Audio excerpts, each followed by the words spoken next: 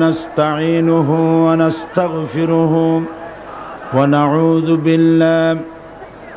ونعوذ بالله من شرور أنفسنا ومن سيئات أعمالنا من يهد الله فلا مضل له ومن يضلل فلا هادي له ونشهد أن لا إله إلا الله وحده لا شريك له ونشهد أن سيدنا وحبيبنا ومولانا محمدا عبده ورسوله الذي أرسله بالحق بشيرا ونذيرا وداعيا إلى الله بإذنه وسراجا منيرا فقد قال الله تعالى في كلامه المجيد وفرقانه الحميد أعوذ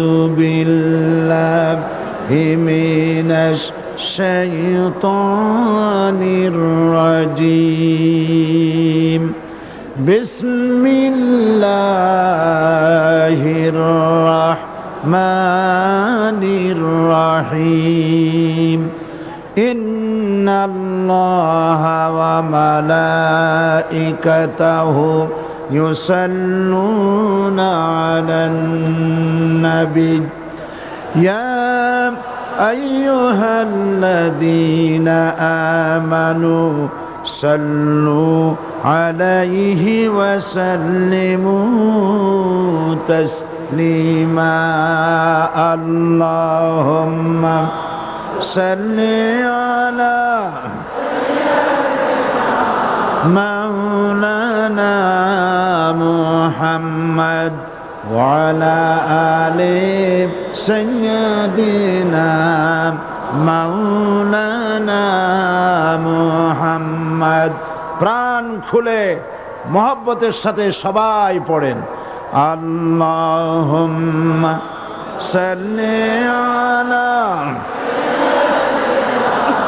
মাওলানা মুহাম্মদ ওয়া আলা আলি সাইয়্যিদিনা মাওলানা মুহাম্মদ বালাগাল উলা بكماله كشف الدجى بجماله حسنت جميع خصاله صلوا عليه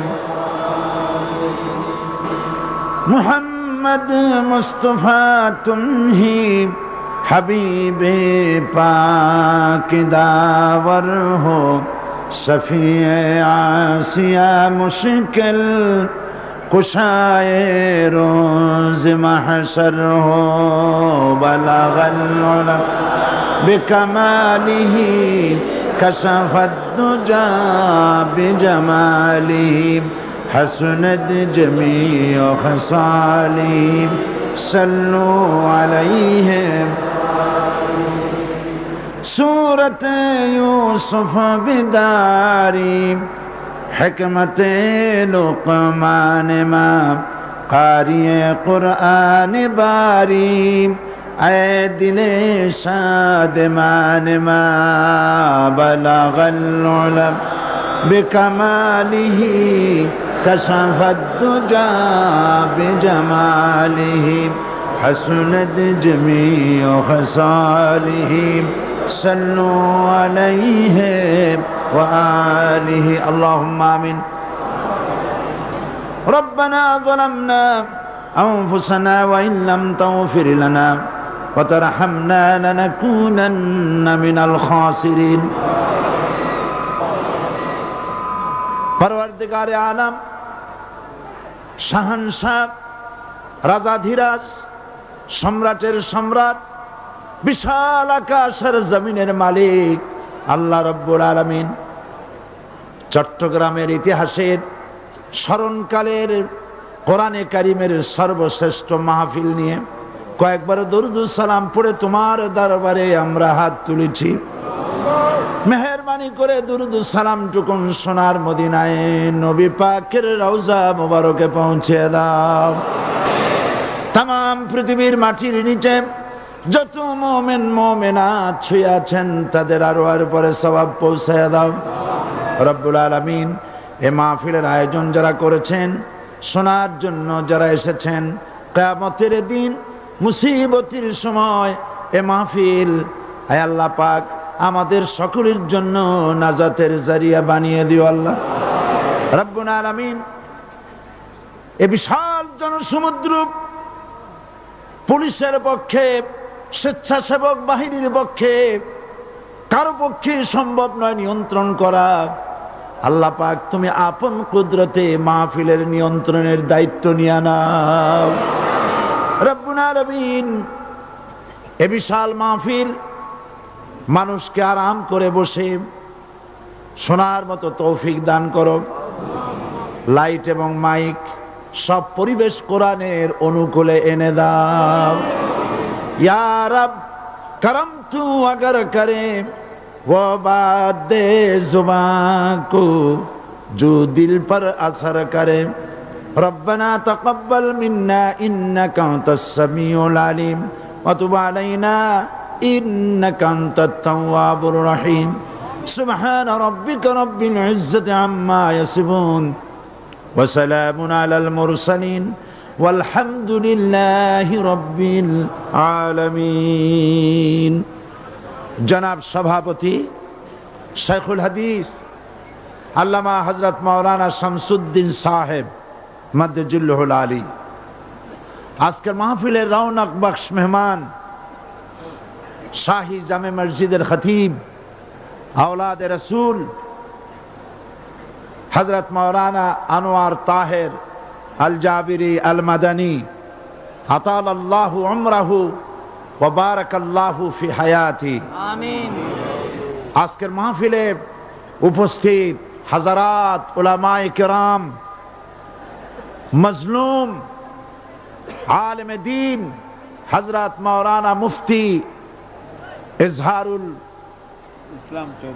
इस्लाम चौधरी, आजकेर मंचे उपस्थित বিএনপির জাতীয়তাবাদী দলের সংগ্রামী নেতা জনাব মীর নাসির সাহেব, জনাব গোলাম দস্তগীর সাহেব, জাহাঙ্গীর সাহেব, বিভিন্ন রাজনৈতিক দলের নেতৃবৃন্দ, সমাবেশে আগত ভারত, বার্মা, প্রতিবেশী দেশ থেকে আগত, বাংলাদেশের বিভিন্ন জেলা থেকে আগত সম্মানিত প্রিয় ভাইয়েরা, পর্দার আড়ালের সম্মানিত মা এবং বোনেরা, সুপ্রিয় সাংবাদিক বৃন্দ, আসসালামু আলাইকুম ওয়া রাহমাতুল্লাহি ওয়া বারাকাতুহু। মহান আল্লাহ রব্বুল ইজ্জত ওয়াল জালাল তার দরবারে লাখো কোটি শুকর আদায় করি যে মহান আল্লাহ তাবারক ওয়া তাআলা কোরআন শরীফের এ বিশাল মাহফিল, গোটা বিশ্বে কোরআন শরীফ তাফসীরের সর্বশ্রেষ্ঠ মাহফিল চট্টগ্রাম ইসলামী সমাজ কল্যাণ পরিষদ কর্তৃক আয়োজিত চট্টগ্রাম আউটার স্টেডিয়ামে এ বিশাল জনসমুদ্রে আমরা শরীক হতে পেরে আল্লাহ পাকের দরবারে নত শিরে শুকরিয়া জ্ঞাপন করছি, পড়ছি আলহামদুলিল্লাহ। মহব্বতের সাথে জোরে সোরে সবাই পড়েন আলহামদুলিল্লাহ। রব্বানা লাকাল হামদ হামদান কাসীরান তয়্যিবান মুবারাকান ফীহি ইয়া রাব্বি লাকাল হামদু কামা ইয়ানবাগি লিজালালি ওয়াজহিকা ওয়া আযীমি সুলতানিকা। আমরা মহান আল্লাহ রাব্বুল ইজ্জতের দরবারে তার প্রশংসা আদায় করে নিলাম। তিনি দয়া করে সমস্ত ষড়যন্ত্রের জালকে আপন কুদরতে টুকরা টুকরা করে ছিন্ন ভিন্ন করে ইসলামের বিজয়, কোরআনের বিজয় চট্টগ্রামবাসীর গলায় বিজয়ের মালা পরিয়ে দিয়েছেন। আল্লাহ পাক কোরআন শরীফের মধ্যে ইরশাদ করেছেন, ইউরিদুনা লিইউতফিউ নূরাল্লাহি বিআফওয়াহিহিম ওয়াল্লাহু মুতিম্মু নূরিহি ওয়ালাউ কারিহাল কাফিরুন। ওরা চায় মুখের ফু দিয়ে আমার ইসলামের আলোকে নির্বাপিত করে দেবে। আমি বুঝতে পারছি মাইকে অসুবিধা হচ্ছে, ধৈর্য ধরুন, ধৈর্য ধরুন। মাইকের অপারেটর সংশ্লিষ্ট ব্যক্তিবর্গ ব্যবস্থা করবেন। আপনারা শুধু আল্লাহকে বলেন তিনি যেন দয়া করে মাইকের আওয়াজ সর্বত্র তার গোলামদের, বান্দা বান্দীদের শোনার জন্য সুযোগ করে দেন। ধৈর্য ধরতে হবে। তারপরেও বলে রাখি, কোন এলাকার মানুষ যদি শুনতে নাও পারেন, আল্লাহ না করুন শুনতে নাও পারেন, লক্ষ লক্ষ মানুষ শুনতেছে, তার ডিস্টার্ব করবেন না। অসংখ্য রেকর্ড হচ্ছে, tape recorder, audio video, CD VCD হচ্ছে, ঘরে বসে শুনতে পারবেন। যদি আজকে কেউ মাহরুম হনও, আল্লাহ যেন কাউকে মাহরুম না করেন, বলেন আমিন। ডিস্টার্ব করবেন না, শুনলে ডিস্টার্ব করবেন। আল্লাহ পাক তৌফিক দান করুন ধৈর্য ধরার, বলি আমিন। মাইকের কাজে নিয়োজিত ব্যক্তিবর্গ, আপনারা ঘুরে ঘুরে কষ্ট করে খোঁজ খবর রাখেন কোথায় মাইক হাত উঁচু করে যেখানে মানুষ হাত নাড়ে, সেই সব এলাকায় কি হয়েছে চোখ রাখুন এবং ব্যবস্থা গ্রহণ করুন। তো আল্লাহ পাক বলছেন ওরা চায় মুখের ফু দিয়ে শুনতে পারবেন। থামেন, শুনতে পারবেন, অপেক্ষা করেন। আল্লাহ পাক বলছেন মুখের ফু দিয়ে ওরা আমার আলোকে নির্বাপিত করতে চায়, কিন্তু আমার আলোকে তারা নির্বাপিত করতে পারবে না। আমি আমার দ্বীনকে পূর্ণতা দান করব। জোরে বলেন আলহামদুলিল্লাহ। কবি বলছেন, সাথে জাকা রহা হ্যায় আজল সে তা ইমরোজ, সাথে জাকা রহা হ্যায় अज़ल से ता इमरोज, चरागे मुस्तफा भी से शरारे बुलाबिस। সেই আবহমান কাল থেকে শুরু করে মুহাম্মদ সাল্লাল্লাহু আলাইহি সাল্লামের চেরাগকে, ইসলামের আলোকে নিভিয়ে দেওয়ার জন্য আবু জাহেলের গোষ্ঠীরা চিরকাল চেষ্টা করেছে। আল্লাহ পাক তাদের এই বাতিলের সৃষ্ট টর্নেডো, গর্কি, জলোচ্ছ্বাস, ঘূর্ণিঝড়কে সবকিছু উপেক্ষা করে মুহাম্মদ সাল্লাল্লাহু আলাইহি সাল্লামের ইসলামের, আল্লাহর ইসলামের চেরাগকে, বাতিকে জ্বালিয়ে রেখেছেন। জ্বলছে, জ্বলবে, কিয়ামত পর্যন্ত কেউ নিভাতে পারবে না।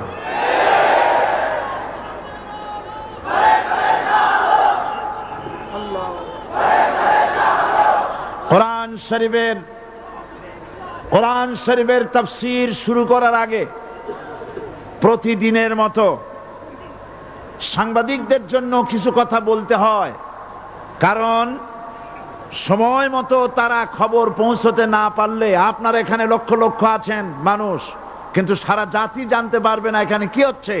এই জন্য আমি আজকের বক্তৃতায় কি সব কথা আনবো, তাফসীরের মাধ্যমে কি সব কথা আসবে, তার একটা সামারাইজ, তার সার সংক্ষেপ, অর্থাৎ নিউজের হেডলাইন যেমন বলা হয় সেরকম কিছু কথা 2-1 মিনিটে বলেই কোরআন শরীফের তাফসীর শুরু করব। বেমাশিয়াতিল্লাহ, বিইজনিল্লাহ, বেফাদলিল্লাহ। সেই কথাগুলি হচ্ছে এই পৃথিবীতে নবী রাসূলগণের আগমন ঘটেছিল, উদ্দেশ্য ছিল এই আল্লাহর জমিনে আল্লাহর মানুষের উপরে আল্লাহর বিধান কায়েম করা। এটাই ছিল নবীদের আগমনের উদ্দেশ্য।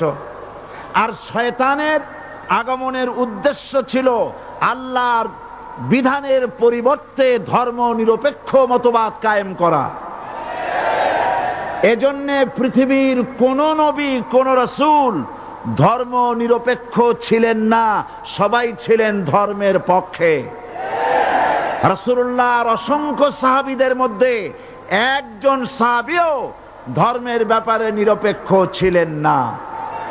গোটা বিশ্বের সমস্ত মুহাদ্দিস, মুফাসসির এবং বড় বড় ওলামা, পীর বুজুর্গ, এমন একজন লোক পাওয়া যাবে না যিনি ধর্মনিরপেক্ষ মতবাদের অনুসারী ছিলেন। তাই ধর্মনিরপেক্ষ মতবাদের অনুসারী হওয়ার অর্থই হচ্ছে পবিত্র কোরআন হাদিসের সরাসরি অমান্য করা এবং আল্লাহ ও তার রাসূলের সাথে বিদ্রোহ ঘোষণা করার শামিল। ধর্মনিরপেক্ষ মতবাদ শয়তানের আবিষ্কৃত মতবাদ বলেই দুনিয়ার অধিকাংশ ইহুদি, খ্রিস্টান, মুশরিকরা এই মতবাদের অনুসারী। ইসলাম সম্পর্কে অনভিজ্ঞ পৃথিবীর কিছু কিছু মুসলিম দেশের কিছু কিছু নামধারী মুসলমান ধর্মনিরপেক্ষ মতবাদের ষড়যন্ত্রে পা দিয়েছে। আল্লাহ তাদেরকে রক্ষা করুন। আমরা বলি আমিন, সবাই বলি আমিন। বিশ্বের সমস্ত বিধানগুলোতে সেকুলারিজম, ধর্মনিরপেক্ষ মতবাদের অর্থ করা হয়েছে ধর্মহীনতা এবং ধর্ম বিরোধিতা। এর বাস্তব দৃষ্টান্ত আমরা দেখতে পাই বর্তমান যে সরকার আছে, তাই সেই সরকারের আমলের ভিতরে আমরা এই জিনিসটা দেখতে পাই। সত্য কিনা বলেন? সত্য কিনা বলুন? এই দলটির নাম ছিল আওয়ামী মুসলিম লীগ। এই দলটির নাম ছিল কি? আওয়ামী মুসলিম লীগ। তখন তারা নারায়ে তাকবীর, আল্লাহু আকবার ধ্বনি দিত, স্লোগান দিত। কিন্তু ধর্মনিরপেক্ষ মতবাদ দলীয় আদর্শ হিসাবে গ্রহণ করার কারণে নারায়ে তাকবীর, আল্লাহু আকবার এই স্লোগান তারা বর্জন করেছে। 1972 সনে যখন তারা ক্ষমতায় এলেন, তখন সংবিধানের শিরোনামে মুসলিম প্রথা সিদ্ধ বিসমিল্লাহির রহমানির রহিম তারা পরিত্যাগ করেছিল। সমস্ত বিশ্ববিদ্যালয়ের মনোগ্রাম থেকে ইকরা বিসমি রাব্বিকাল্লাযী খালাক রব্বি জিদনি ইলমা এটাকে তারা বাদ দিয়েছিল। সলিমুল্লাহ মুসলিম হল এই নাম থেকে মুসলিম শব্দ বাদ দিয়েছিল। নজরুল ইসলাম কলেজের নাম থেকে ইসলাম শব্দ বাদ দিয়ে শুধু নজরুল কলেজ করেছিল। এগুলি অসত্য না সত্য? বর্তমান এই সরকার ধর্মনিরপেক্ষ হওয়ার কারণে ইসলাম এবং মুসলিম বিদ্বেষী, তার অসংখ্য প্রমাণ এই জাতির কাছে রয়েছে। দেশের শ্রেষ্ঠ সন্তান হচ্ছে আলেম ওলামা, পীর বুজুর্গ। বলেন সুবহানাল্লাহ।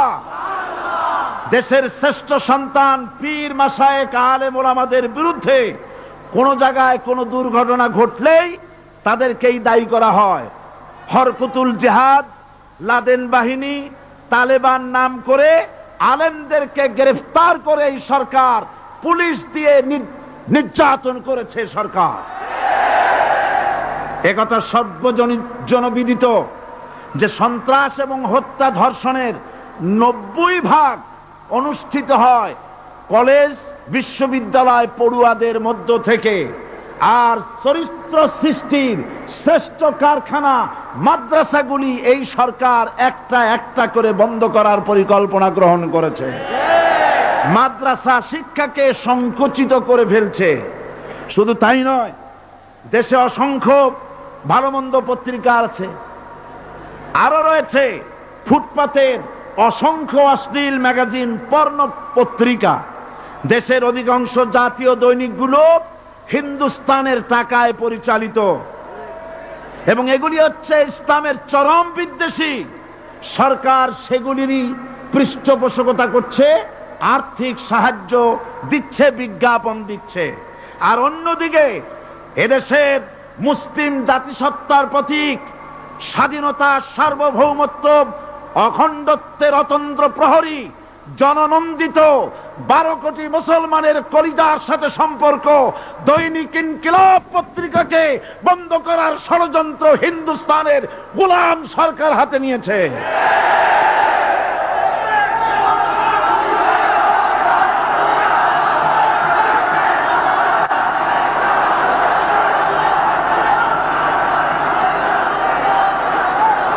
সরকার বস্তুনিষ্ঠ সাংবাদিকতায় ভয় পায়, ইসলামের পক্ষে কথা লিখলে ভয় পায়। এজন্য তারা দৈনিক ইনকিলাব এবং তার পরিবারের গায়ে হাত দেওয়ার প্রস্তুতি নিয়েছে। দৈনিক ইনকিলাবের সম্পাদকের গায়ে যদি হাত দেওয়া হয়, ইনকিলাব যদি বন্ধ করে দেওয়া হয়, সারা বাংলাদেশ অচল হয়ে যাবে।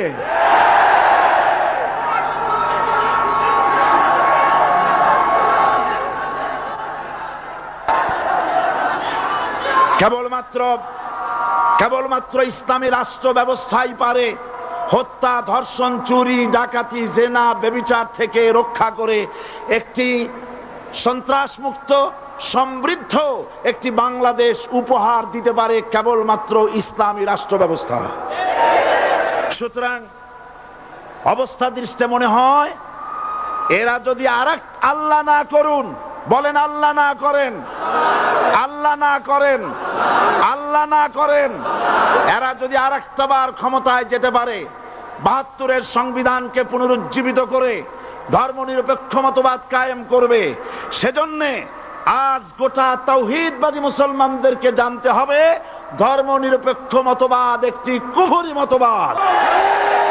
ওলামারা আমাকে সাক্ষী দেন, ধর্মনিরপেক্ষ মতবাদ কুফরি মতবাদ কিনা। এই কুফরি মতবাদকে বাংলাদেশের মাটিতে যাতে কার্যকরী করতে না পারে তার জন্য গোটা তাওহীদি জনতা রুখে দাঁড়ান। আল্লাহ পাক সে তৌফিক গোটা জাতিকে দান করুন বলি আমিন। এবার আসুন কোরআনে কারীমের যে কথাগুলি আমরা আলোচনা করতে চাই, আপনাদের সামনে সূরা বাকারার 255 নম্বর আয়াত আমি তেলাওয়াত করে গত 2 দিন আলোচনা করেছি। আজকে আসেন সেই যেখান থেকে শেষ করেছিলাম সেখান থেকে আলোচনা শুরু করে যাক। সবাই আমার সাথে পড়েন, আউযু বিল্লাহি শাইতানির রাজীম, বিসমিল্লাহির রাহমানির রাহিম। আল্লাহু লা ইলাহা ইল্লা হুয়াল হাইয়ুল কাইয়্যুম লা তাখুযুহু সিনাতুন ওয়ালা নাওম লাহু মা ফিস সামাওয়াতি ওয়া মা ফিল আরদ মান যাল্লাযী ইয়াশফা'ু ইনদাহু ইল্লা বিইذনিহি يعلم ما بين أيديهم وما خلفهم ولا يحيطون بشيء من علمه إلا بما شاء وسع كرسيه السماوات والأرض ولا يؤوده حفظهما وهو العلي العظيم صدق الله العظيم। আমি এই সূরার এই আয়াতের আলোচনা করতে গিয়ে আপনাদের সামনে বলেছিলাম কোরআন শরীফের সর্বশ্রেষ্ঠ আয়াত হচ্ছে হাদিস অনুযায়ী কোন আয়াত? আয়াতুল কুরসি।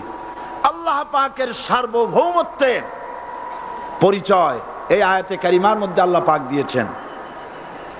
গত 2 দিন আমরা আল্লাহ পাকের সার্বভৌমত্ব এবং তার পরিচয় সম্পর্কে আলোচনা করেছি।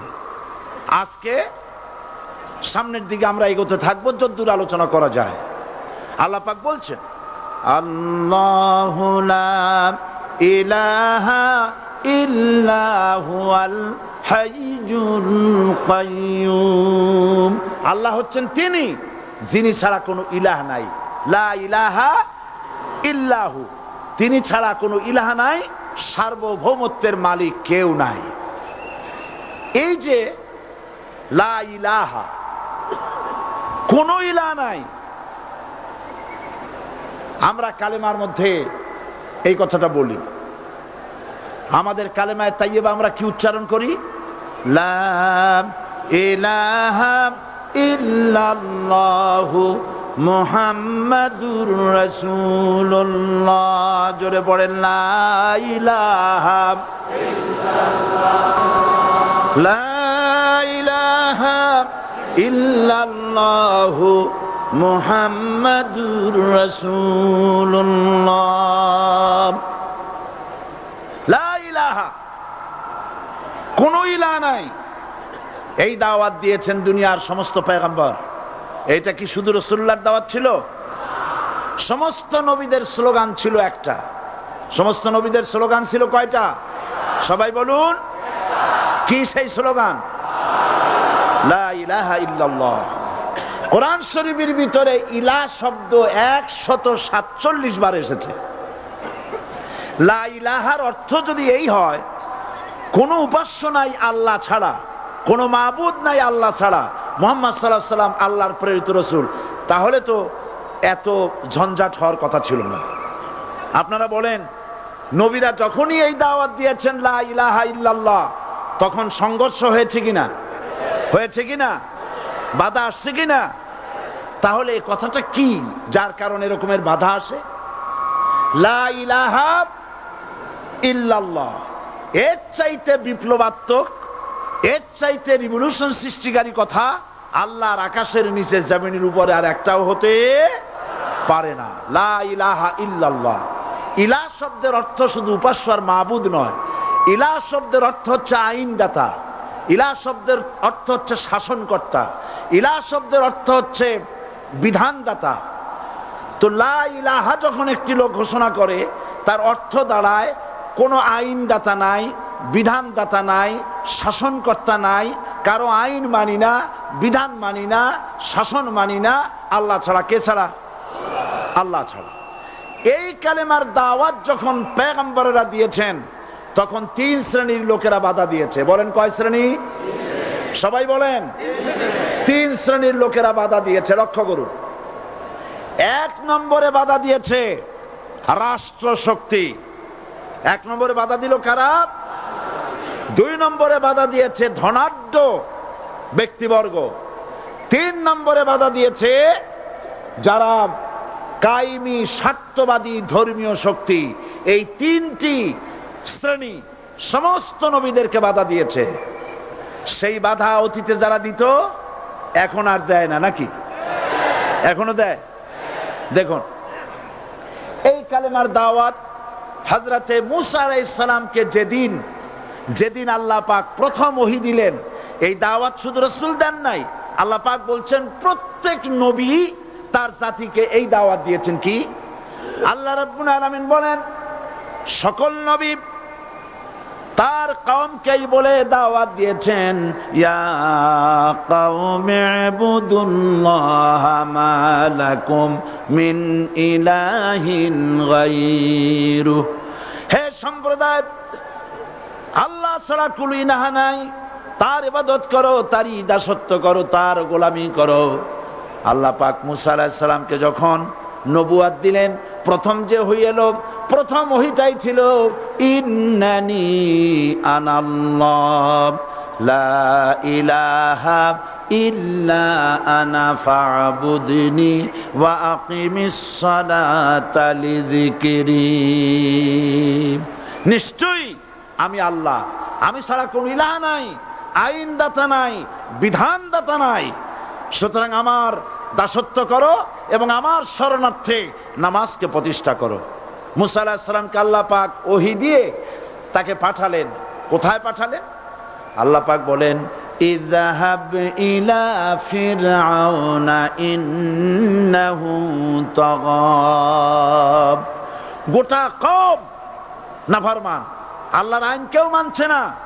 গোটা কওমের কাছে না পাঠাইয়া আল্লাহ পাক সর্বপ্রথম মূসা আলাইহিস সালামকে দাওয়াত নিয়ে কার কাছে পাঠালেন? ফেরাউনের কাছে, কারণ ফেরাউন হচ্ছে রাষ্ট্রশাসক। ফেরাউন কি রাষ্ট্রশাসক। টিলা নিচের পানি পাহাড়ের উপরে যায় না, উপরের পানি না নিচের থেকে উপরে যায়, উপরে পানি নিচে আসে। সুতরাং দেশ যারা চালায় এই লোকগুলি যদি ভালো হয় গোটা দেশ ভালো হয়, আর সমস্ত মানুষটা যদি রাষ্ট্র যিনি পরিচালনা করেন এই লোকগুলি যদি খারাপ হয় গোটা দেশ খারাপ হতে বাধ্য। এই জন্য আল্লাহ পাক বলছেন সর্বপ্রথম তুমি ফেরাউনের কাছে যাও এবং এই কালেমার দাওয়াত দাও। হযরতে মূসা আলাইহিস সালাম ফেরাউনের কাছে গেলেন আর দাওয়াত দিলেন, ফেরাউন পড়ে নাও লা ইলাহা ইল্লাল্লাহ। একটি কথা আপনাদের মনে রাখতে হবে, দুনিয়ার কোন ফেরাউন, কোন নমরুদ, কোন সাদ্দাত, কোন হামান কেউ বলে নাই যে আমি আল্লাহ, আমি রাজ্জাক, আমি খালেক, আমি পৃথিবীর সৃষ্টি করেছি। কথা কেউ বলেছে? কেউ বলে নাই। কি বলেছে তারা? ফেরাউন বলেছে মা আলিমতু লাকুম মিন ইলাহিন গায়রি, আমি তো জানি না আমি ছাড়া আরো কোন ইলাহ আছে, এ কথা আমার জানা নাই, সুতরাং আমি হচ্ছি ইলাহ আর তুমি বলছো লা ইলাহা। তার মানে হচ্ছে ওই সময় পয়গম্বরেরা, আল্লাহর নবীর সাহাবীরা তারা জানতেন যে আমরা কিসের দাওয়াত দেই, আর যারা শুনতো তারাও বুঝতো কিসের দাওয়াত শুনতেছি। আজ আমার দেশে একই কালেমার দাওয়াত দেওয়া হয় কিন্তু মানুষেরা বুঝতে পারে না কি শুনতেছি। ভাষা জানার ব্যাপারে, বোঝার ব্যাপারে হলো আসল বিষয়। এটা বুঝাতে গিয়ে আমি মাঝে মধ্যে একটা দৃষ্টান্ত দেই এভাবে। একজনের একটা রেশনের দোকান ছিল, সেই দোকানে তার একটা ময়না পাখি ছিল, আর ময়না পাখিকে কথা শেখানো যায় সেটা তো আপনারা জানেন। জি, ময়নাকে শিখায়েছে যে লাইন করুন, এক এক করে আসুন। ময়না এই কথা শিখেছে। সকালবেলায় যখন রেশনের দোকানে ভিড় পড়ে গেছে তখন ওই পাখি খাঁচার মধ্যে বসে বলছে লাইন করুন, এক এক করে আসুন। একদিন খাঁচার দরজা খোলা পেয়ে পাখি উড়ে গিয়ে গাছের ডালে বসেছে। আশেপাশে যত পাখি ছিল তারা চিন্তা করলো এই রকমের পাখি তো কখনো দেখি নেই। ময়না তো দেখতে কাকের মতো না, শালিকের মতো না, দেখতে একটা ভিন্ন রকম। ওরা এসে চতুর্দিক থেকে এই নবান্ত, এই যে নতুন এসেছে, ওরে ঠোকরানো শুরু করেছে চতুর্দিক থেকে। ঠোকরানি খেয়ে ময়না বলতেছে লাইন করুন, এক এক করে আসুন। এখন ময়না তো বোঝে না যে কি বলতেছি, আর যে পাখিরা ঠোকরাচ্ছে তারাও তো বোঝে না যে কি শুনতেছি। ময়না যদি বুঝতো যে আমি কি বলি, সবাই মিলে ঠোকরায়, তাই জান বাঁচে না। লাইন করে ঠোকরাইনি তো কলজে যাবে, সব ঠোঁটে ঠোঁটে চলে বোঝে নাই। আমাদের অবস্থা তাই হয়েছে। এই যে আপনারা এখানে দাঁড়াইছেন কেন? যারা যেখানে দাঁড়ায় বসা মানুষেরা অনুরোধ করে বসায় দেন। এত বড় বিশাল মাহফিলে আপনি দাঁড়ায়া কোন মানুষকে কষ্ট দিবেন না, জায়েজ নাই। মুসলমানদেরকে কষ্ট দেওয়া কবিরা গুনাহ। বুঝতে পেরেছেন? যে যেখানে দাঁড়িয়েছে আপনারা বসা মানুষেরা তাদেরকে বসায় দেন। এত বড় বিশাল মাহফিলে আপনি দাঁড়ায়া কোন মানুষকে কষ্ট দিবেন না, জায়েজ নাই। মুসলমানদেরকে কষ্ট দেওয়া কবিরা গুনাহ। বুঝতে পেরেছেন? যে যেখানে দাঁড়িয়েছে আপনারা বসা মানুষেরা তাদেরকে বসায় দেন। সুতরাং এই কালেমার দাওয়াত যখন হযরতে মূসা আলাইহিস সালাম দিলেন, ফেরাউন বলল আমি তো জানি না যে আমি ছাড়া আরো কোন ইলাহ আছে, আইনদাতা তো আমি, তুমি নতুন কোথা থেকে আইনদাতা নিয়ে আসছো? ফেরাউন বলছে দেখো, আমারে বাদ দিয়া যদি অন্য কাউকে ইলাহ বলে তুমি মানো আর সেই শিক্ষা যদি যে জাতিকে দাও, তাহলে আমি তোমাকে ধরে লাআজআলান্নাকা মিনাল মাসজুনিন, আমি তোমাকে কারারুদ্ধ করব, আমি তোমাকে জেলখানায় ঢুকিয়ে দেব। রাষ্ট্রশক্তি প্রথম বাধা দিল কারা? বলেন সবাই। সেই বাধা কি ওখানে শেষ হয়েছে না এখনো আছে? আছে কিনা জোরে বলেন। আমি তোমাকে জেলখানায় ঢুকাবো। হযরতে মূসা আলাইহিস সালাম বলেন ফেরাউন রে, জেলের ভয় আমি করি না, আমাকে জেলের ভয় দেখায়া লাভ নাই, আমি আল্লাহ পাকের পয়গম্বর হযরতে মুসা আলাইহিস সালাম। ফিরআউনের দলবল আছে, লোক লস্কর আছে, তার অস্ত্রের অভাব নাই। আল্লাহ রাব্বুল আলামিন মুসা আলাইহিস সালামের কাছে একটা অস্ত্র দিয়া দিলেন। দিছিলেন কিনা? আল্লাহ পাক হযরত মুসা কি বলেছেন, ওয়া মা তিলকা বিয়ামিনিকা ইয়া মুসা। মুসা রে, তোমার হাতে ওটা কি? মুসা আলাইহিস সালাম বললেন, এটা লাঠি। আল্লাহ পাক বললেন, ফেলে দাও লাঠি। লাঠি ফালায় দিলেন, কি হয়ে গেল? হিয়া হাইয়াতুন তাসআ, লাঠি হয়ে গেল। এখন লাঠি পড়ে সাপ হয়ে গেল। সাপ দেখে নবী হোক, ওলি হোক, সাহাবী হোক আর আলেম হোক, সাপ দেখলে ভয় করে না মানুষের? মুসা আলাইহিস সালাম ভয় পাইছে। আল্লাহ রাব্বুল আলামিন হযরত মুসাকে শোনায় দিলেন, খুযহা ওয়া লা তাখাফ সানুঈদুহা সিরাতাহাল উলা।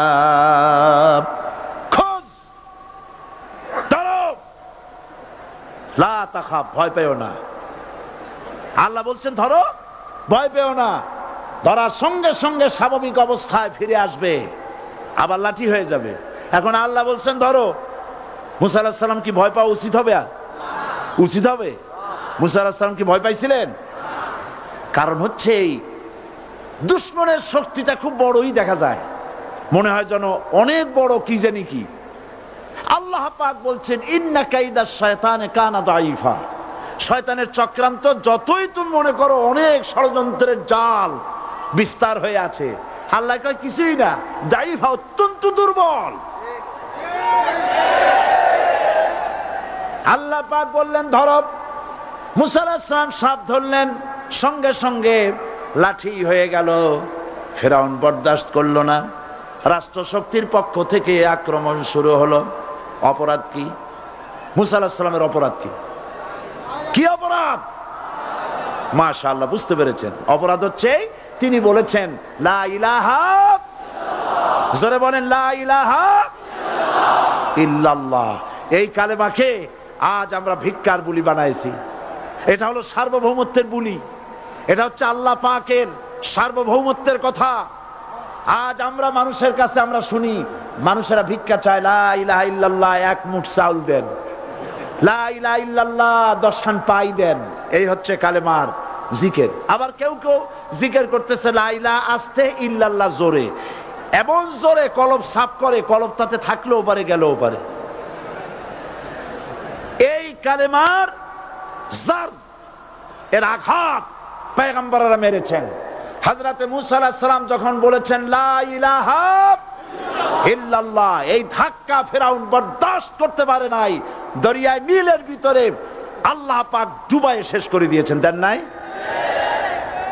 হযরতে মুসা আলাইহিস সালাম, তার উম্মতেরা দরিয়ার পাশে বসে দ্বীনি কথাবার্তা বলতেছেন। এমন সময় ফিরআউন, তার শত্রু হচ্ছে মুসা আলাইহিস সালাম। শত্রু কেন? মুসা কি ফিরআউনের পাকা ধানে মই দিয়েছে নাকি? বলেন আপনারা। তার হালের গরু পিটায় মারছে নাকি? অপরাধ হলো তিনি আল্লাহর জমিনে আল্লাহর আইন প্রতিষ্ঠার কথা বলেছেন। এই শুধুমাত্র এই অপরাধে ফিরআউন তার দলবল নিয়ে 3 দিক থেকে আক্রমণ করেছে। মুসা আলাইহিস সালামের উম্মতেরা ভয় পেয়ে গেছেন। তারা বলছেন ইন্না লামুদরাকুন, আমরা পাকড়াও হয়ে গেছি। 3 দিকে সাড়াশি আক্রমণ, 3 দিকে শত্রু, একদিকে দরিয়া, পালাবার রাস্তা আছে? হযরত মুসা আলাইহিস সালাম ভয় পেয়ে গেলেন, সারেন্ডার করলেন না। হযরত মুসা আলাইহিস সালাম বললেন কাল্লা, কখনো নয়, ভয় পাওয়ার কোনো কারণ নাই। রব্বি সায়াহদিন, অবশ্যই আমার রব আমার জন্য রাস্তা করে দিবেন। ভয় পাইও না, আমার রব রাস্তা করে দিবেন। আল্লাহ রাব্বুল আলামিন হযরত মুসা আলাইহিস সালামকে অর্ডার করলেন, হাতের লাঠি দিয়া দরিয়ার উপরে আঘাত করো। হযরতে মূসা আলাইহিস সালাম দরিয়ার উপর আঘাত করলেন। রাস্তা ছিল দরকার একটার, এক বাড়িতে আল্লাহর হুকুমে লাঠি দিয়ে একটি আঘাত করার সঙ্গে সঙ্গে হযরত মূসার তার সঙ্গী সাথী দরিয়া পার হওয়ার জন্য দরিয়ার মধ্যে দিয়ে আল্লাহ 12টা রাস্তা পয়দা করে দিলেন। সে আল্লাহ আছে না নাই? এত আসতে বলেন কেন? ভয় পাওয়ার কারণ আছে? রাষ্ট্র শক্তি বাধা দিয়েছে সমস্ত নবীদেরকে। কেন? নবীদের চরিত্র খারাপ? জোরে বলেন, নবীদের চরিত্র খারাপ? নবীদের চাইতে মাসুম বেগুনাহ উন্নত চরিত্রের মানুষ আল্লাহর আকাশের নিচে জমিনের উপরে আর হয় নাই। তোমরা যে সব নেতাদের পিছনে দৌড়াও, অমুকের সৈনিক, নেতা নেতা করে মরো, এইসব নেতা যাদের পিছনে দৌড়াও, এই নেতাগুলি, আমি জিজ্ঞেস করি আপনাদেরকে, এই নেতাগুলি জীবনে একবারও জেনা করে নাই? এ ব্যাপারে অনুসারীরা আপনারা কি নিশ্চিত?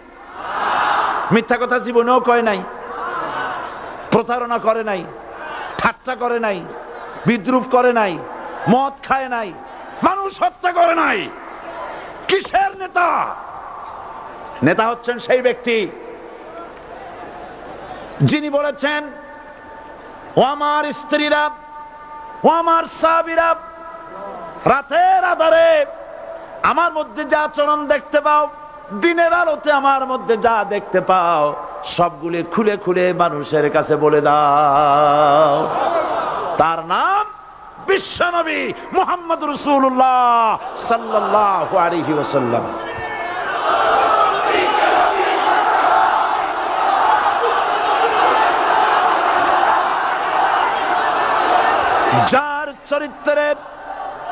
যার চরিত্রের সার্টিফিকেট আল্লাহ রাব্বুল আলামিন নিজে দিচ্ছেন, ওয়া ইন্নাকা লাআলা খুলুকিন আযীম। নবী হে, উন্নত চরিত্রের উপরে আপনি প্রতিষ্ঠিত। সুবহানাল্লাহ। কে সার্টিফিকেট দিচ্ছেন? আযীম, আযীম। আরবিতে চওড়াকে বলা হয় আরিদ, গভীরতাকে বলা হয় আমিক। কত প্রশস্ত, যা মাপার কোনো ফিতা নাই, কত গভীর, যা মাপার কোনো যন্ত্র নাই, এইটাকে আরবিতে বলা হয় আজিম। সুবহানাল্লাহ বলতে ইচ্ছে করে না? ও নবী, তোমার চরিত্র এমন যা মাপার মতো যন্ত্র পৃথিবীতে নাই। এই সার্টিফিকেট দিলেন কে? সমস্ত নবীরাই চরিত্রবান, নবীরা মাসুম বেগুনাহ। সুবহানাল্লাহ বিহামদিহি। সেই নবীরা মার খান নাই? খেয়েছেন কিনা বলেন? কারা মেরেছে? রাষ্ট্র শক্তি। কারা মেরেছে? কারণ নবীরা বলেছেন লা ইলাহা ইল্লাল্লাহ। পড়েন সবাই, লা ইলাহা ইল্লাল্লাহ। আপনিও যদি নবীদের মতো, সাহাবীদের মতো বুঝা এই কলেমার দাওয়াত দেন, বাধা আসবেই। বোঝাবুঝির ব্যাপার, বুঝতেই সারলো। কত মাহফিল হয় বাংলাদেশে, হয় না? কোনো বাধা নাই, ঠিক কিনা? কত পূজা হয়, পার্বণ হয়, গান হয়, থিয়েটার হয়, গুণাগার বিবির গান হয়, কত কিছু হয়। কোনো বাধা আছে? তাফসীরের মাহফিলে বাধা। কারণ ওরা বুঝতে পেরেছে এ তাফসীরের মাহফিলে গাজীর গীত হয় না, এ তাফসীরের মাহফিলে আল্লাহর সার্বভৌমত্ব কায়েমের আন্দোলন চলে।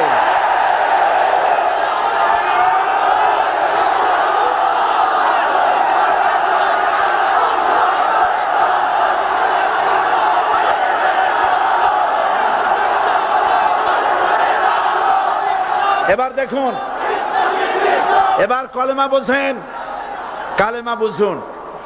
বঙ্গভবনের সামনে দাঁড়াইয়া, গণভবনের সামনে দাঁড়িয়ে আপনি যদি কালেমার জিকির করতে থাকেন, লা ইলাহা ইল্লাল্লাহ, লা ইলাহা ইল্লাল্লাহ, লা ইলাহা ইল্লাল্লাহ, লা ইলাহা ইল্লাল্লাহ, 2-1 ঘন্টা, 2-4 ঘন্টা দেখবেন অফিসাররা এসে বলবে না জানি কোন খাজা বাবা আসছে, আসেন আসেন, নিয়ে খাইতে দেবে, হাদিয়া দেবে। যেহেতু যিনি পড়তেছেন উনি বোঝেন না কি বলতেছেন, আর যারা দাওয়াত দিয়ে নিয়ে গেল ওরা টের পাই নাই যে কি কি শুনে দাওয়াত দিতেছে।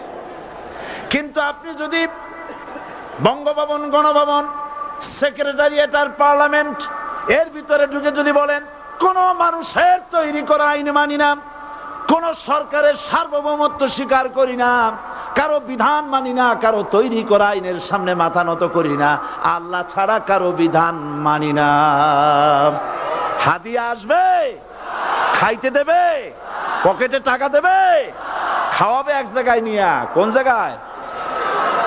লাল দালানে। বোঝাবুঝির কথা। পয়গম্বরেরা দাওয়াত দিয়েছেন আয়াতুল কুরসি ফরজ নামাজ পড়িয়া, দেখছি অনেকেই জামার বুতাম টুতাম খুলিয়া তারপরে জোরে একটা ফু দেন। অসুবিধা নাই, ফু আপনি দেন, কিন্তু কি পড়ে ফু দিচ্ছেন আপনি কি বুঝছেন কিছু? সুবহানাল্লাহ। বুঝলি কি এই চেহারা হয়? এতগুলো মানুষ লাগে নাকি বিপ্লব করতে, কালেমার রস কায়েম করতে? 313 জন মুসলমান যথেষ্ট পৃথিবীতে।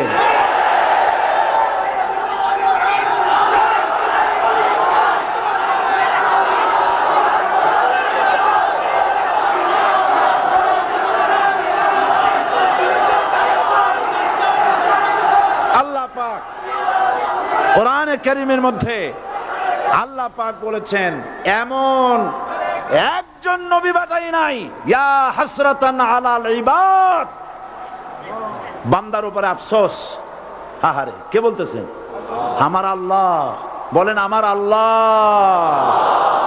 তিনি আফসোস করছেন, আফসোস একজন পয়গম্বর এমন পাঠাইলাম না, একজন রাসূল পাঠাইলাম না যার সাথে এরা ঠাট্টা করে নাই, বিদ্রুপ করে নাই, পাগল বলে নাই, মারে নাই। আহা, অপরাধ আল্লাহর সার্বভৌমত্ব প্রতিষ্ঠার অপরাধ। হযরত ইব্রাহিম আলাইহিস সালাম তিনি যখন এই কালেমার দাওয়াত দিয়েছেন নমরুদের বিরুদ্ধে, নমরুদ বলেছে মান আসাদ্দু মিন্না কুওয়া, আমার চাইতে শক্তিশালী আর কে আছে? আনা রব্বুকুমুল আলা, আমি তোমাদের বড় প্রভু। নাউজুবিল্লাহ। কই থেকে একটা তুমি বলছো লা ইলাহা ইল্লাল্লাহ, আমি তো ইলাহ। হযরত ইব্রাহিম আলাইহিস সালাম কি কালেমার দাওয়াত পেশ করার অপরাধে অগ্নিকুণ্ডের ভিতরে ফালাবার ব্যবস্থা হয়ে গেছে। আল্লাহ পাক সব ঘটনা কোরআনে বলে দিয়েছেন কিনা বলেন? কেন বললেন এই সমস্ত কথা? এই জন্য বলেছেন ফেরাউন মরে যাবে, নমরুদ মরে যাবে, কিন্তু তাদের প্রেতাত্মারা যুগে যুগে তারা বেঁচে থাকবে। আগুনের ভিতরে ফালাবার ব্যবস্থা হয়েছে। আল্লাহ পাক বলে দিয়েছেন আমার রাস্তায় যদি চেষ্টা করো, জিহাদ করো, আমার সাহায্য তোমরা পাবে। ওয়া কানা হাক্কান আলাইনা নাসরুল মুমিনিন, মুমিনদেরকে সাহায্য করা আমি আল্লাহর জন্য ওয়াজিব। সুবহানাল্লাহ বলবেন না? আলহামদুলিল্লাহ বলবেন না? আমার জন্য ওয়াজিব মুমিনদেরকে সাহায্য করা। ইব্রাহিম আলাইহিস সালামকে আগুনে ফেলানো হচ্ছে। হযরত জিবরাইল বলেন ইব্রাহিম তোমাকে আগুনের ভিতরে ফেলানো হতেছে, আমার কাছে সাহায্য চাও, আমি তোমারে বাঁচায় দেব। হযরত ইব্রাহিম আলাইহিস সালাম তিনি বললেন জিবরাইল আমার পরীক্ষা চলতেছে, আমাকে ডিস্টার্ব করো না, আমি তোমার কাছে সাহায্য কেন চাইব? আমি তো এমন কোন অন্ধ আল্লাহর ইবাদত করি না যিনি তার বান্দার দুঃখ দুর্দশা নিজের চোখে না দেখেন। পরীক্ষা পাস করছে না? পাস করছেন কিনা? হযরত ইব্রাহিম বলেন শোনো জিবরাইল, আমি যদি আগুনের ভিতরে পড়ে যাই আর আগুনে পুড়ে যদি ভস্ম হয়ে যায়, আমার আল্লাহ যদি এতে খুশি হন, তাহলে আমি আমার রব্বুল আলামিনকে খুশি করার জন্য এভাবে 1000 বার পড়তে আমি রাজি আছি।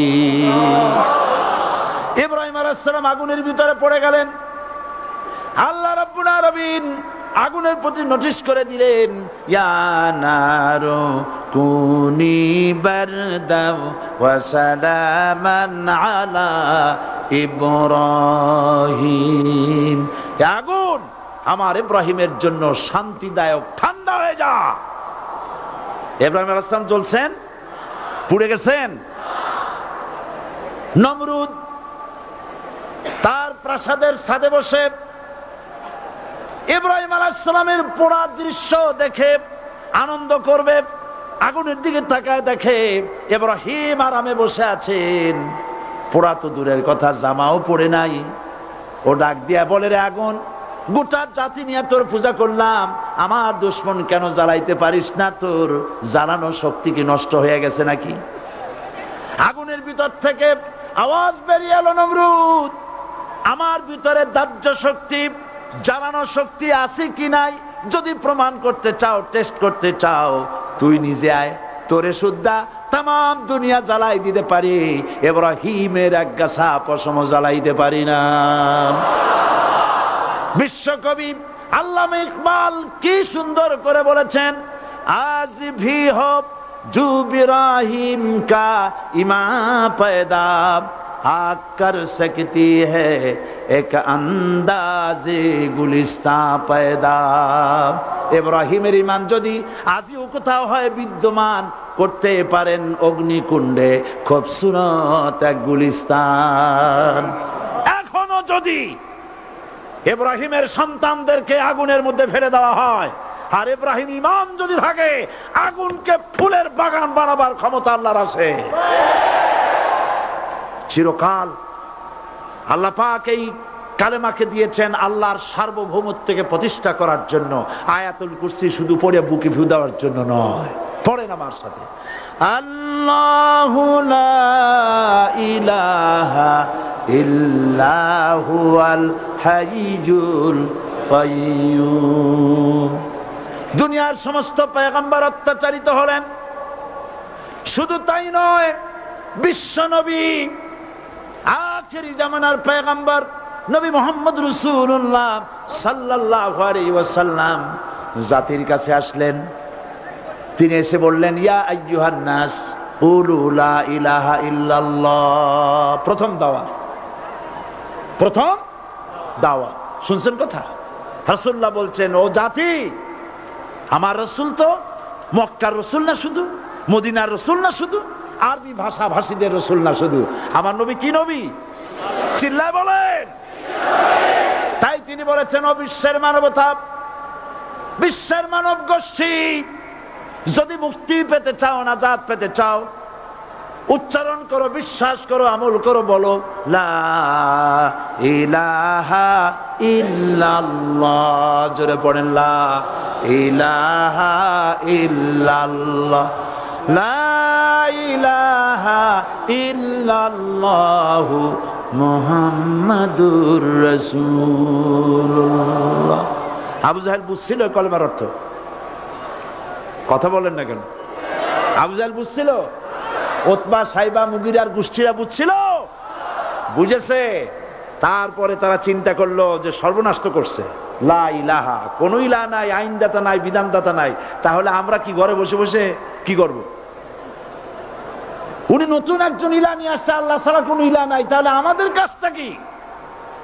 প্রথমে তারা চেষ্টা করলো যে একটু দেখি নরম নরম ভাবে হয় নাকি। চলে গেল আবু তালেবের কাছে, আসে না দিছে, বললো, আবু তালেব, তুমি তো কুরাইশদের নেতা, তোমার ভাইয়ের ছেলে কয়টাই কি? কি আশ্চর্যজনক কথা, লা ইলাহা ইল্লাল্লাহ, আল্লাহ ছাড়া কোন ইলাহ নাই, তা আমরা করবো কি?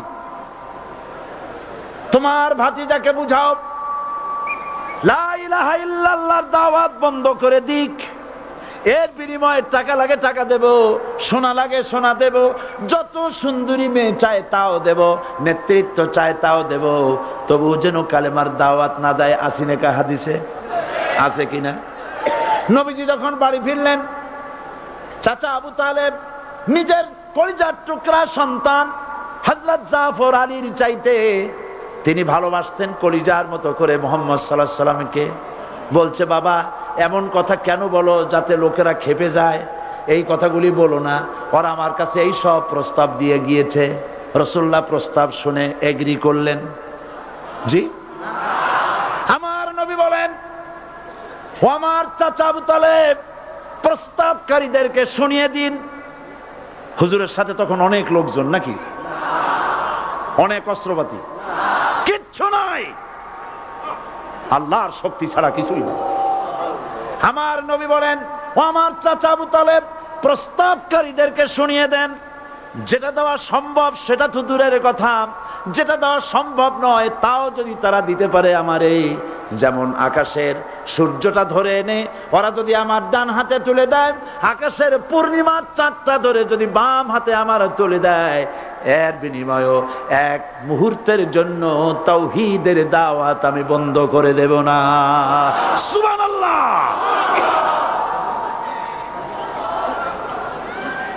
রাসূল করিম সাল্লাল্লাহু আলাইহি ওয়াসাল্লাম তাদের এই প্রস্তাবকে যখন গ্রহণ করলো না, কাফেরেরা বুঝলো। আমি আগেই বলেছি 3 শ্রেণীর লোক বাধা দিয়েছে। কয় শ্রেণী? প্রথম শ্রেণী কি? রাষ্ট্র শক্তি, তাদের হাতে অস্ত্রপাতি তো খুব শক্তি। আর যারা একবার ক্ষমতায় যায়, ওরা মনে করে এই ক্ষমতা থেকে আমাদেরকে কেউ নামাইতে পারবে না। বিংশ শতকের শ্রেষ্ঠ মুজাদ্দিদ আল্লামা সৈয়দ আবুদুল্লাহ মওদুদী রাহমাতুল্লাহ আলাইহি তিনি এক জায়গায় লিখেছেন, স্বৈরাচারীরা তার পতনের সমস্ত ছিদ্র বন্ধ করে, কিন্তু একটা ছিদ্র বন্ধ করতে পারে না। মনের ভুলে সে ছিদ্রটা থেকেই যায়, যেই ছিদ্র দিয়ে আসলে তার পতনটা হবে। ক্ষমতায় গিয়ে মনে করে চিরকাল ক্ষমতায় থাকবো। ভারতের প্রধানমন্ত্রী পণ্ডিত জওয়াহরলাল নেহেরু রাঁচি পাগলা গারদে গিয়েছেন, মেন্টাল হসপিটাল। পাগলেরা নেহেরুকে দেখে আশ্চর্য হয়ে গেছে, এত সুন্দর মানুষ, মাথায় কিস্তি টুপি, গায়ে শেরওয়ানি, মুসলমানি ড্রেসই আলাদা। যদিও তিনি হিন্দু ছিলেন, পরেছেন মুসলমানি ড্রেস। শেরওয়ানি কাদের পোশাক? কাদের পোশাক? হাতে ছড়ি নিয়ে হাঁটা, স্টাইল করে, সুন্দর পাজামা, সুন্দর টুপি, সুন্দর সাজসজ্জা করে, মুসলমানদের ড্রেস। এই ড্রেস পরে তিনি গিয়েছেন, সবসময় যে ড্রেস তিনি পরতেন। পাগলেরা জিজ্ঞেস করছে, তুমি কে গো? উনি বলছেন, আমারে চেনো নাই? আমি ভারতের প্রধানমন্ত্রী পণ্ডিত জওয়াহরলাল নেহেরু। পাগলেরা বলছে, ও সেই কথা। আমরাও যখন এই হসপিটালে আসছিলাম, এই তোমার মতো লম্বা লম্বা কথা আমরাও বলছি। থাকো আমাদের সাথে কিছুদিন, তোমার মাথাও ঠান্ডা হয়ে যাবে। ক্ষমতায় যারা থাকে, ক্ষমতার মোহে চতুর্দিকে অন্ধকার দেখে, মনে করে আমার পতন আর হবে না। কিন্তু তোমাকে বুঝিবে যে গোকুলে বাড়ি শেষে। গাড়ির চাকা সব সময় উপরে থাকে না। গাড়ির চাকা সব সময় উপরে থাকলে গাড়ি তো চলবেই না। গাড়ির চাকা ঘোরে বলেই তো গাড়ি চলে। সুতরাং এই উপরে তোমার চাকা উপরে এখন আছে বলে, তোমার দলের চাকা উপরে আছে বলে যারা মানুষের উপরে জুলুম করছো, আলেমদেরকে ধরতেছো, মুসল্লিদেরকে ধরে ধরে জেলে ঢুকাচ্ছ, সময় আসবে এমন ইন্দুরের গর্ত অপমানা পালাবার জন্য।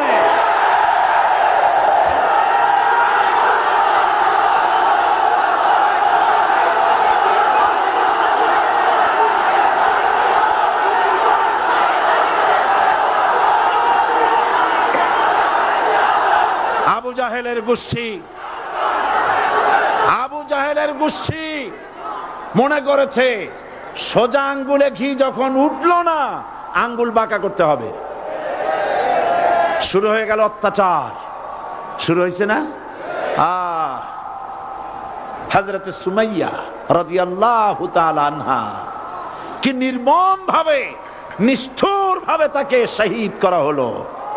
খাব্বাব, হুবাইব, হযরত খাব্বাব রাদিয়াল্লাহু তাআলা আনহুকে দেখে হযরত ওমর একদিন বলছিলেন, খাব্বাব তোমার পিঠে এত গর্ত কেন? এত গর্তওয়ালা পিঠ আর এত চিকুন কোমর আমি তো জীবনেও দেখিনি। হযরত খাব্বাব বলেছেন, ওমর জানো না, ইসলাম কবুল করার অপরাধে, কালেমা পড়ার অপরাধে, কাফির বেঈমানেরা আমাকে মারধর করেছে, যখন আমি তাদের মারে কালেমা ছাড়ি নাই, তখন আগুন জ্বালায়া আগুনের আংটার উপরে, আংটা আগুনের উপরে আমাকে চিৎ করে শোয়ায়া, আমি যেন নড়াচড়া করতে না পারি সেজন্য আমার বুকের উপরে পাথর চাপা দিয়া রেখেছে। আগুনে গোশত পুড়ে পুড়ে আগুন ভিতরে ঢুকেছে, গায়ের রক্ত আর চর্বি গলে গলে পড়ে আগুনগুলো নিবেছে। ওই পিঠে যে গর্ত হয়েছে আজও পর্যন্ত সেই গর্ত মিটে যায় নাই। হযরত খাব্বাব রাদিয়াল্লাহু তাআলা আনহু বলছেন, বুখারী শরীফে হাদিসে ভাবে এসেছে, ওয়ান খাব্বাব বিন আরিত রাদিয়াল্লাহু তাআলা আনহু আন্নাহু ক্বাল শাকাউনা ইলা রাসূলিল্লাহ সাল্লাল্লাহু আলাইহি ওয়াসাল্লাম ওয়া হুয়া মুতাওয়াসসাদুন বুরদাতুন লাহু ফি জিল্লিল কাবা। আমি গেলাম রাসূলুল্লাহর কাছে, যে দেখি হুজুর বাইতুল্লাহ শরীফের ছায়ায় আরাম ফরমাচ্ছেন। আমি কাছে গিয়া বললাম, আলা তাস্তানসিরু লানা আলা তাদউ লানা ইয়া রাসূলুল্লাহ, হে রাসূল আপনি কি আমাদের জন্য দোয়া করবেন না? আপনি কি আমাদের জন্য আল্লাহর কাছে সাহায্য প্রার্থনা করবেন না? মার খেয়ে খেয়ে তো শেষ হয়ে গেলাম। শুনতেছেন আপনারা? আল্লাহর নবী উঠে বসলেন, বললেন, খাব্বাব শোনো, তোমাদের আগে যারা এই পৃথিবীতে এসেছিলেন দ্বীনের দাওয়াত দেওয়ার জন্য, সমকালীন রাষ্ট্র শক্তি তাদেরকে ধরতো, ফায়ুখাজুর রাজুলু ফায়ুহফারু লাহু ফিল আরদ, তার জন্য তারে ধরে নিয়া মাটির মধ্যে গর্ত করত, ফায়ুজআলু ফিহা, এরপরে সেই গর্তের ভিতরে তাকে কোমর পর্যন্ত গেড়ে দিত। সুম্মা ইউতা বিল মানশার, এরপরে করাত আনা হতো, ফায়ুদাউ আলা রাসিহি, এরপরে করাতটা মাথার উপরে রাখা হতো, ফায়ুজআলু নিসফাইন, এরপরে করাত দিয়া চিরে চিরে জীবিত মানুষটাকে দ্বিখণ্ডিত করে ফেলে দিত।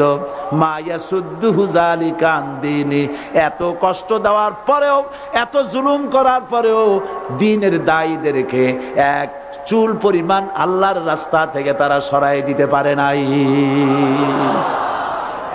ওয়াল্লাহি, ও খাব্বাব, আমি আমার আল্লাহর নামে কসম করি। মুসলমান কে কসম করতেছে? আল্লাহ রাসূল। আমি আমার আল্লাহর নামে কসম করি, ওয়াল্লাহি লা ইউতাম্মান্নাল্লাহু হাযাল আমর হাত্তা ইয়াসির রাকিবু মিন সানা ইলা হাযরামাউত। সেদিন বেশি দূরে নয়, ইয়েমেনের রাজধানী সানা থেকে শুরু করে সৌদি আরবের হাযরামাউত পর্যন্ত হাজার হাজার মাইল, এই দীর্ঘ পথে যুবতী নারী তার সৌন্দর্যের পশ্চা নিয়া, আর ধনাঢ্য ব্যক্তিরা সওদাগরেরা তাদের টাকা পয়সা নিয়া একাকে নিয়ে অথবা দলবদ্ধ ভাবে মানুষেরা যাতায়াত করবে। লা ইয়াখাফু ইল্লাল্লাহ, মানুষের মনের মধ্যে কোনো ভয় থাকবে না। এমন একটা সময় আসবে, ওয়ালাকিন্নাকুম তাস্তাজিলুন, অথচ তোমরা বড্ড তাড়াহুড়ো করছো। তাড়াহুড়ো করো না, অপেক্ষা করো, ধৈর্য ধরো, মার খাও, জেলে যাও, শহীদ হও, আল্লাহর রাজ কায়েম হবেই হবে।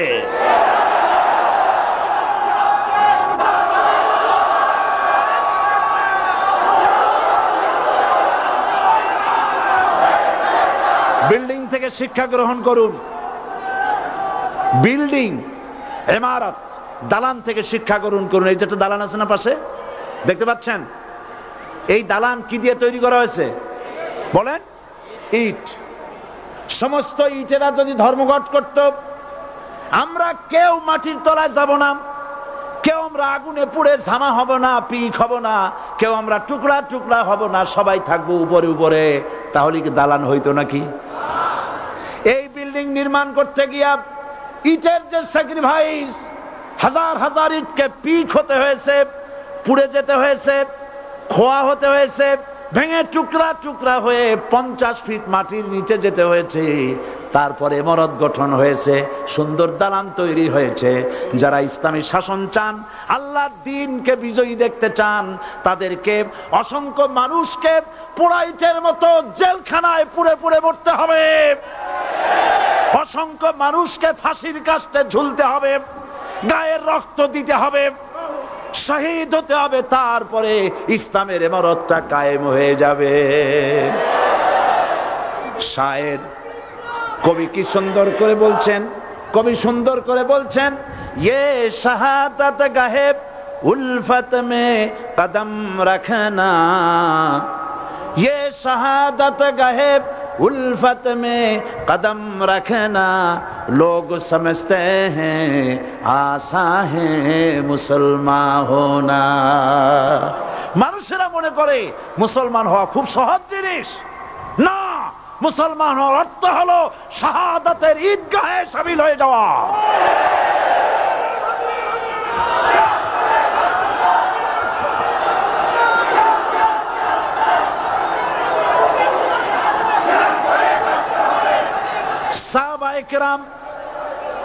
সাহাবায়ে কেরাম মার খেলেন, এবার স্বয়ং আল্লাহর নবীর গায়ে হাত তুলল।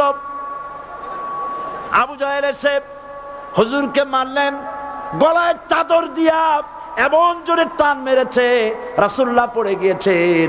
হাদিসে এসেছে হুজুরের চোখ মোবারক ঠিকরে পড়ে যেতেছে, চেহারা মোবারক লাল হয়ে গিয়েছে, জমিনের উপরে আছাড় মেরে ফেলেছে। রাসূলের এই অবস্থা দেখে হযরতে হামজা তখনও কাফের ছিলেন, শিকার থেকে এসে তিনি এই দৃশ্য দেখলেন, দাসীর মুখে শুনলেন, ছুটে চলে গেলেন আবু জাহেলের বাড়িতে। যায় বলে, আবু জাহেল রে, তুই মুহাম্মদ সাল্লাল্লাহু আলাইহি ওয়াসাল্লাম মেরেছিস, বল কেন মারলি? এমন ভালো মানুষ তো জীবনে চোখে দেখি নাই, যিনি কোনো মিথ্যা কথা বলেন না, ভালো ভালো কথা বলেন, এক আল্লাহর গোলামি করার জন্য বলেন। এই সব ভালো কথা বলার জন্যই তুই তারে মারলি নাকি? আরে আবু জাহেল, তুই কি মনে করেছিস মুহাম্মদ সাল্লাল্লাহু আলাইহি ওয়াসাল্লাম তার পিতা আব্দুল্লাহ মারা গেছে বলে মুহাম্মদ সাল্লাল্লাহু আলাইহি ওয়াসাল্লাম এতিম হয়ে গেছে এই মনে করেছিস নাকি? জেনে রাখ, মুহাম্মদ সাল্লাল্লাহু আলাইহি ওয়াসাল্লামের পিতা আব্দুল্লাহ মারা গেছে, কিন্তু চাচা হামজা তো মরে যায় নাই। হাতের ধনুক দিয়া এমন জোরে আঘাত মারলেন, আবু জাহেলের মাথা ফেটে রক্ত ফিনকি দিয়ে বেরিয়ে এলো। হযরতে হামজা ঘরে ফিরে এসে রাসূল করিম সাল্লাল্লাহু আলাইহি ওয়াসাল্লামের মস্তক মোবারক কোলে উঠায় নিলেন আর বললেন, বাবা, তোমাকে মেরেছে বলে আমি আবু জাহেলের মাথাটা ফাটায় দিয়ে আসছি, তুমি খুশি হও। হুজুর বলছেন, চাচা, কার মাথা ফাটাইছো এইটা বলে আমারে খুশি করতে পারবা না। হযরতে হামজা বলেন, তুমি কি হলে খুশি হবে? হুজুর বলেন, হামজা চাচা গো, আমি খুশি হব যদি একটিবার চাচা তোমার মুখে শুনতে পাই ঈমানের কালেমা।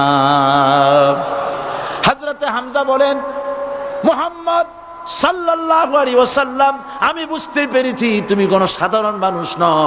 সাধারণ মানুষ হলে পরে তুমি প্রতিশোধে বিশ্বাসী হতে, খুশি হতে। প্রতিশোধে বিশ্বাসী হও নাই, তুমি অবশ্যই আল্লাহর নবী, কোনো সন্দেহ আমার নাই।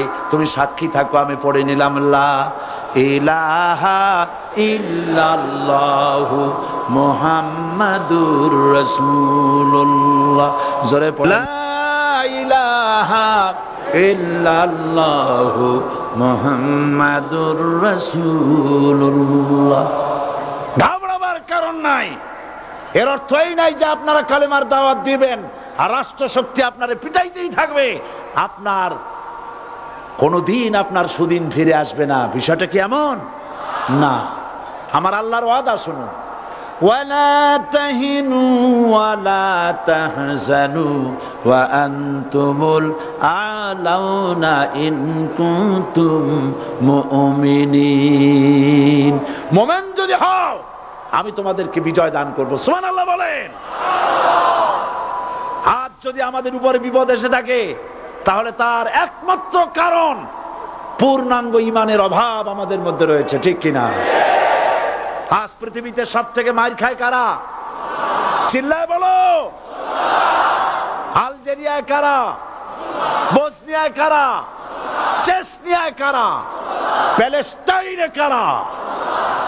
আহা, প্যালেস্টাইনের মুসলমানদেরকে মাইরে মাইরে শেষ করে দিল। দেখছেন ছবিতে না? দেখেন নাই? প্যালেস্টাইনের মুসলমানদের যে কে যখন মারা হচ্ছে, বাংলাদেশের প্রধানমন্ত্রী তখন আমেরিকায় ক্লিনটনের সঙ্গে কথা বলতেছেন। তিনি ক্লিনটনের কাছে তার পিতৃ হত্যার জন্য দায়ী সাজাপ্রাপ্ত 3 জন ব্যক্তিকে ফেরত চাচ্ছিলেন। আমার দৃষ্টিতে এটা কোনো অপরাধ নয়। সন্তান তার পিতার প্রতি আকর্ষণ থাকবেই। আমার আপত্তি সেখানে আপনি প্রধানমন্ত্রী শুধু শেখ পরিবারের প্রধানমন্ত্রী নন, শুধু আওয়ামী লীগের প্রধানমন্ত্রী হওয়া উচিত নয় আপনার।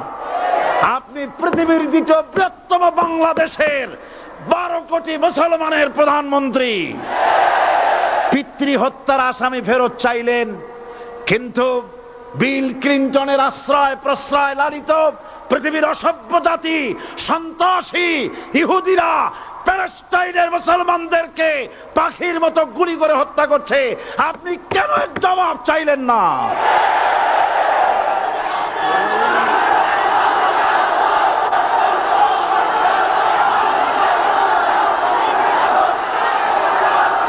জবাব জবাব আপনি চাইতে পারবেন না, কারণ মুনাফিকদের সাহস হয় না, সাহস হয় মুমিন ব্যক্তির। বিল ক্লিনটনকে বলা দরকার ছিল, এই ইসরায়েলকে তোমরাই বসিয়েছো, মধ্যপ্রাচ্যের বিষ ফোড়ায় পরিণত করেছো তোমরা। তবে হ্যাঁ, যুরিবাত আলাইহিমুয যিল্লাতু ওয়াল মাসকানা ওয়া বাউ বিগাদাবিন মিনাল্লাহ। আল্লাহর গজব আসবে, ইহুদিরা পৃথিবী থেকে নিশ্চিহ্ন হবেই হবে ইনশাআল্লাহ। দেখেছেন তাকায়া প্যালেস্টাইনে ইসরায়েলিরা হেলিকপ্টার, গানশিপ, কামান, বোমা নিক্ষেপ করছে, আর প্যালেস্টাইনের শিশু কিশোর যুবকেরা ইহুদিদের নিক্ষিপ্ত বোমা আর কামানের মোকাবেলা করতেছে পাথর দিয়ে।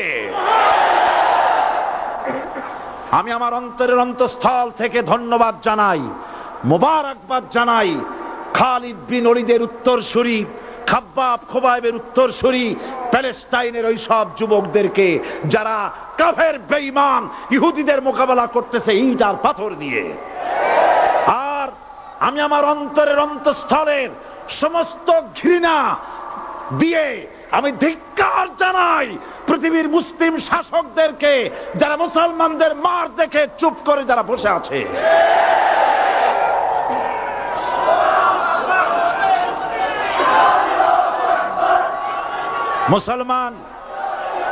মুসলমান যদি মুসলমানের মতো হয়, 10 জন যথেষ্ট।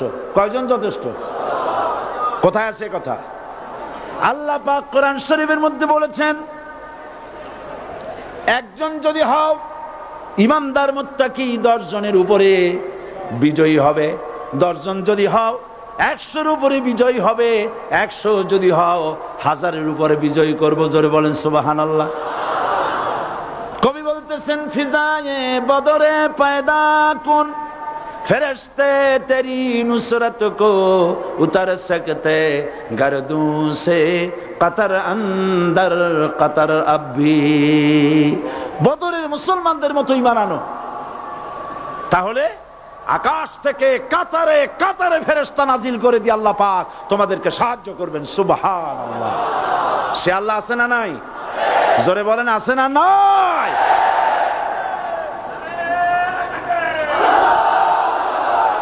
সেই আল্লাহ রাব্বুল আলামিন কোরআনে কারীমের ভিতরে আয়াতুল কুরসির মধ্যে বলে দিয়েছেন, আল্লাহু লা ইলাহা ইল্লা হুয়াল হাইয়ুল কাইয়্যুম। প্রাণ খুলে সবাই পড়েন, বসা মানুষ, দাঁড়ানো মানুষ।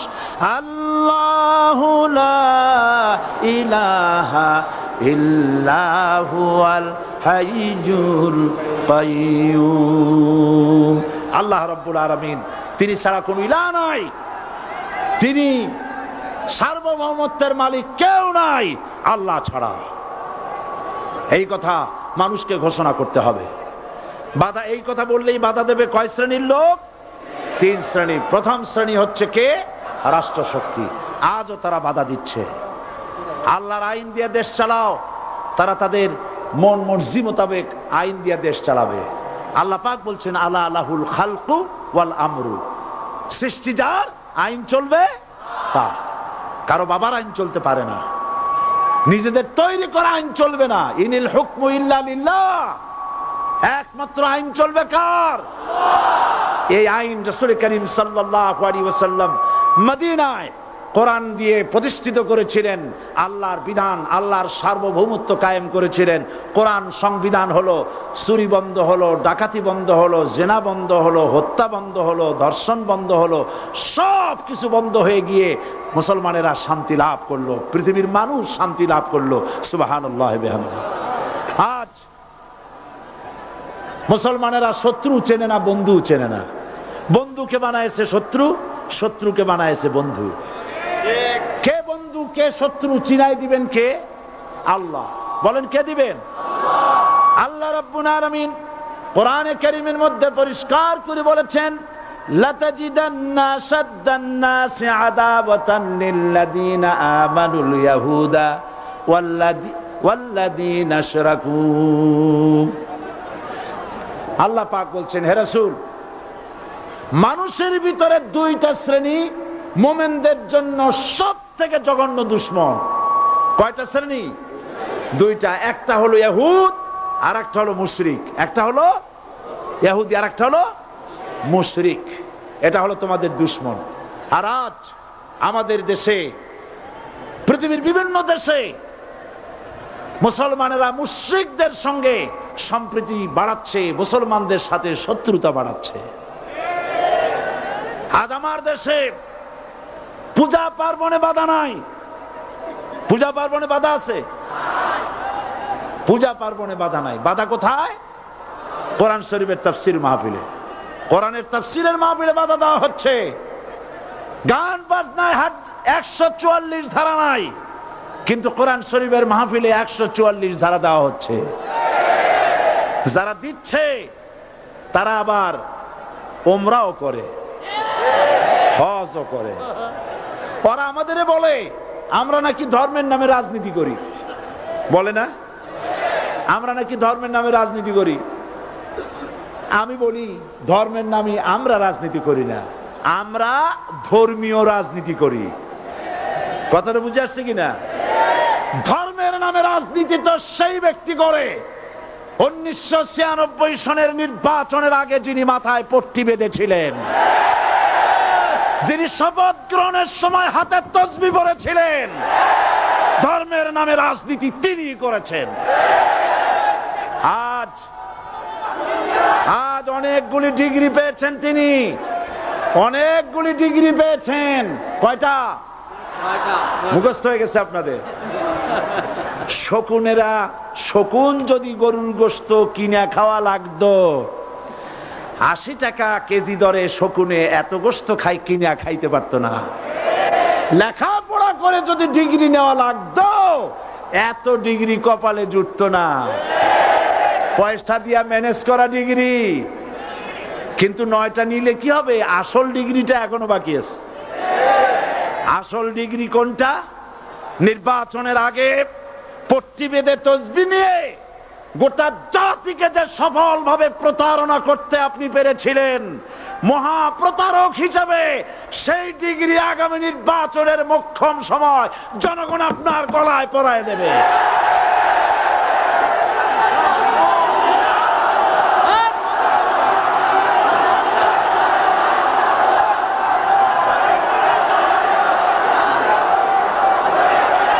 সুতরাং ধর্মের নামে রাজনীতি নয়, আমরা ধর্মীয় রাজনীতি করি। আমরা এই কোরআনের রাজনীতি করি।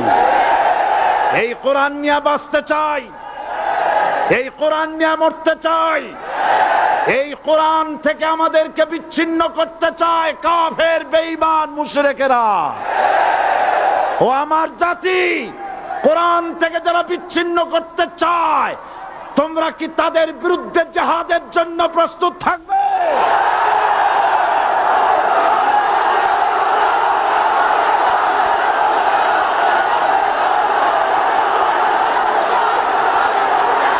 বসেন, বসেন, বসেন,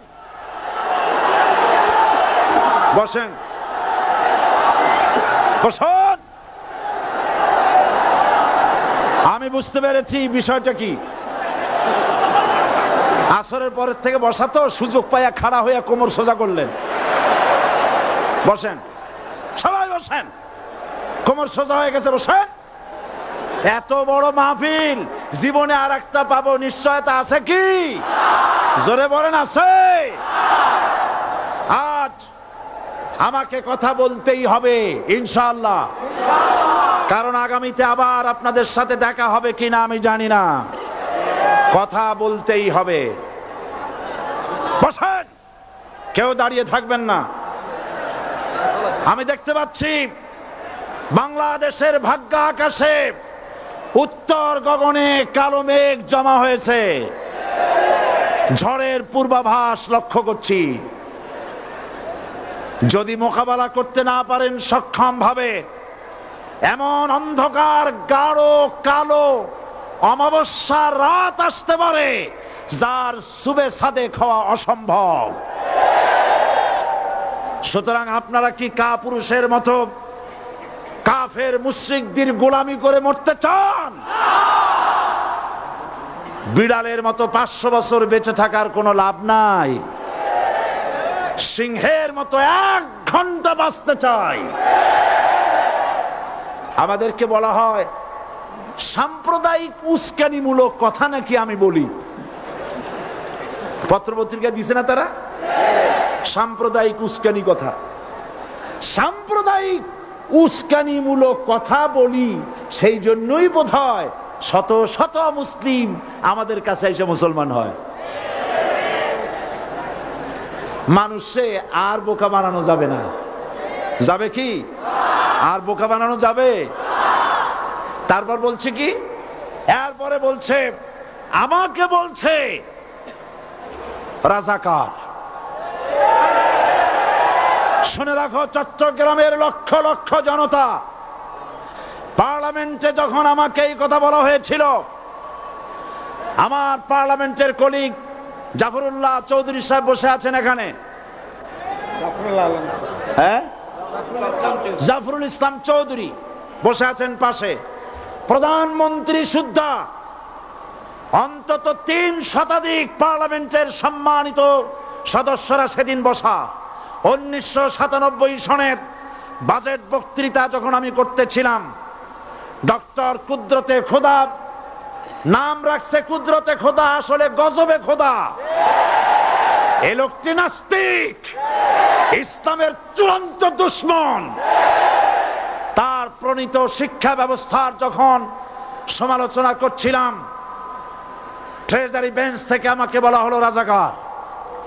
আমি আমার সমস্ত শক্তি একত্রিত করে বলেছিলাম শুধুমাত্র হিন্দুস্তানের রাজাকারেরাই আমাকে রাজাকার বলতে পারে। আমি বলেছিলাম 1973 সন পর্যন্ত আমি বাংলাদেশের কোন রাজনৈতিক দলের নেতা এবং কর্মী ছিলাম না। আমি রাজাকার নই। আমাকে রাজাকার বলে যদি তাকেও প্রমাণ করতে না পারে 10 কোটি টাকার মানহানি মামলা দায়ের করব। আমার এই বক্তব্য সারা দুনিয়া শুনেছে। পার্লামেন্টে আমার এই বক্তব্য রেকর্ড হয়ে আছে। সেদিন 3 শতাধিক পার্লামেন্ট মেম্বারের কেউ আমার চ্যালেঞ্জ গ্রহণ করেন নাই। যে কোনো ব্যক্তি পার্লামেন্টে গিয়ে আমার বক্তৃতা দেখে আসতে পারেন।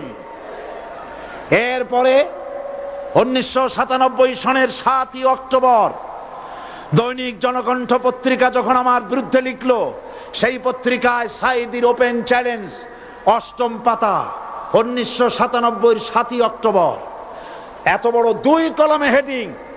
সেখানে আমি বলেছি বাংলাদেশের সকল সাংবাদিক, গোয়েন্দা বিভাগ, বাংলাদেশের সকল বুদ্ধিজীবীকে আমি আমার পিরোজপুরে আমন্ত্রণ করছি। আমার উপস্থিতিতে যদি কেউ প্রমাণ করতে পারে বাংলাদেশের স্বাধীনতা যুদ্ধের বিরুদ্ধে আমার কোনো ভূমিকা ছিল, সজ্ঞানে স্বেচ্ছায় জাতীয় সংসদের সদস্য পদ থেকে পদত্যাগ করব। 3 বছর পার হয়ে গেছে, আজ পর্যন্ত কেউ এই চ্যালেঞ্জের মোকাবেলা করে নাই।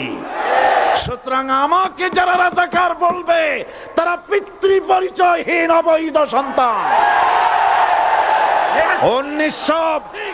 1971 সনের, শোনো মুসলমানেরা, 1971 সনের কোন কাদা সাইদির গায়ে লাগে নাই।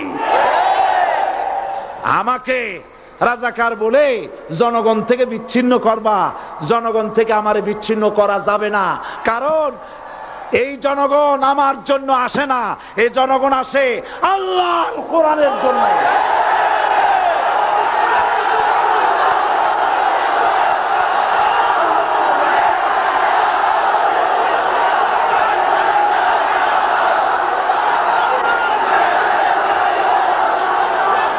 আজকে আর যারা ইসলামের কথা বলে, যারা ইসলামের কথা বলে তারাই রাজাকার, তারাই মৌলবাদী। মৌলবাদী বললে আমরা অসন্তুষ্ট হই না, কারণ মৌলবাদী শব্দটা আসছে মূল থেকে। মৌল শব্দ এসেছে মূল থেকে। মূলবাদী তার মানে যারা মূলে আছে। মূল হলো কোরআন, মূল হলো হাদিস, মূল হলেন আল্লাহ, মূল হলেন আল্লাহ রসুল। আমরা আছি মূলে। এখন বলেন তো মূলের শক্তি বেশি না আগার শক্তি বেশি? আমাদের যারা মৌলবাদী বলে ওরা হলো আগাবাদী। মূলে আছে কত কোটি? 12 কোটি। মূলে আছে কত কোটি? আর আমাদের যারা মৌলবাদী বলে ওই থাকো গাছের আগায়, আমরা মূলে। লাভালাভি বেশি করবা না, 12 কোটিতে গাছের গোড়া আসতে নানা দেবে, মামু বাড়ি দিল্লি গিয়ে পড়বা, বাংলার জমিনে জায়গা হবে না। এ কথা বিশ্বাস করো। বাংলাদেশের মুসলমানদের শরীরে এক বিন্দু রক্ত থাকতে শয়তানের তৈরি করা ধর্ম নিরপেক্ষ মতবাদ বাংলার জমিনে কায়েম হতে দেওয়া হবে না, হবে না।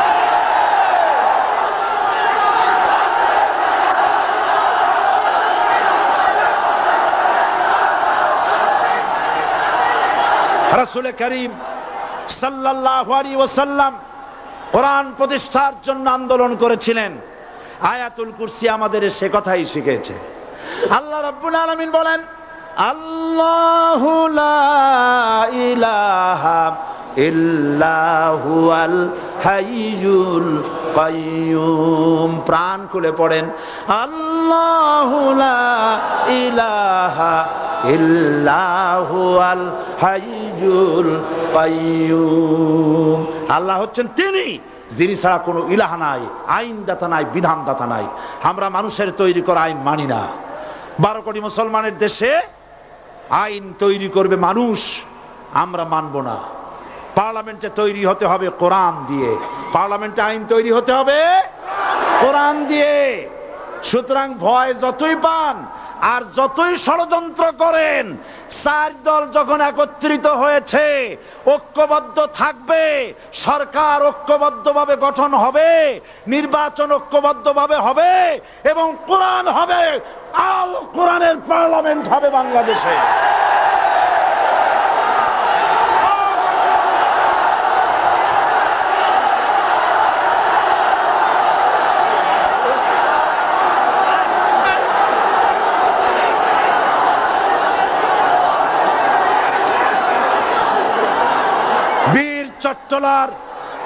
বীর চট্টলার মুসলমানেরা, বীর চট্টলার মুসলমানেরা স্বাধীনতার ঘোষণা এই চট্টগ্রাম থেকে স্বাধীনতার মহান ঘোষক প্রেসিডেন্ট জিয়াউর রহমান সাহেব দিয়েছিলেন।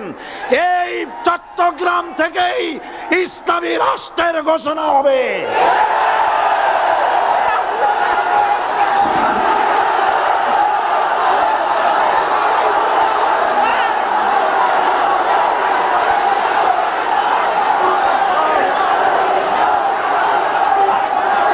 আশাবাদী আপনারা অবশ্যই তা পারবেন। আমি 100% বিশ্বাস করি ইনশাআল্লাহ। কারণ যে ষড়যন্ত্রের মোকাবেলা করে স্থানীয় রাজনৈতিক দলের নেতৃবৃন্দ কোরআনের মাহফিল সিনায় এনেছেন, আমি প্রথম দিনই বলেছি চট্টগ্রাম তাফসিরুল কোরআন মাহফিল কোন রাজনৈতিক দলের প্রতিনিধিত্ব করে না। এটা কোন জামাত শিবিরের একক সম্পদ নয়, এটা চট্টগ্রামের মুসলমানদের কলিজার টুকরা তাফসিরের মাহফিল। সুতরাং এই মাহফিল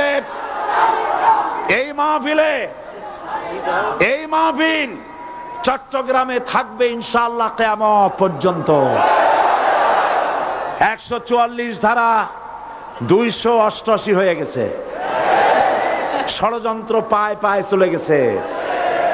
আমি ওই সব ছেলেদের বলি, সরকারি দলের ছাত্র হইয়া মুসলমানদের বিপক্ষে যাইও না। এদেশের ভাগ হয়ে গেছে দুটো শিবির, বোঝাই যাচ্ছে। একদিকে ভারতের পা চাটা গোলাম নাস্তিক মোরতাদ শ্রেণীর বুদ্ধিজীবী এবং তাদের মদতপুষ্ট সরকার, আর একদিকে ইসলামী শক্তি, ইসলামী দল আর দেশ প্রেমিক জাতীয়তাবাদী শক্তি। একদিকে হিমালয় পাহাড় আর একদিকে সূচ ইঁদুর। আল্লাহ বিজয় দেবে মুসলমানদের। কাদের বিজয় হবে? বাংলাদেশে কোরআনের রাজ কায়েম হোক, তাকে আপনারা চান? কারা কারা চান দু হাত উঁচু করে দেখান। দাঁড়াবেন না, দাঁড়াবেন না।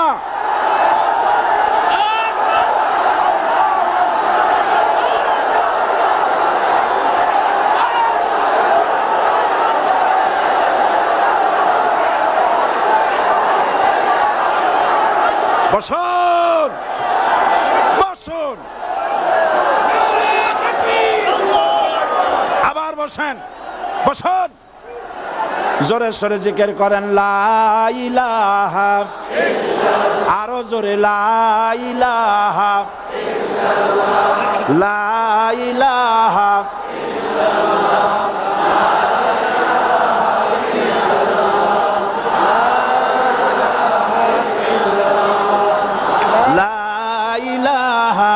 ইল্লাল্লাহ, লা ইলাহা ইল্লাল্লাহ, লা ইলাহা ইল্লাল্লাহ মুহাম্মাদুর রাসূলুল্লাহ।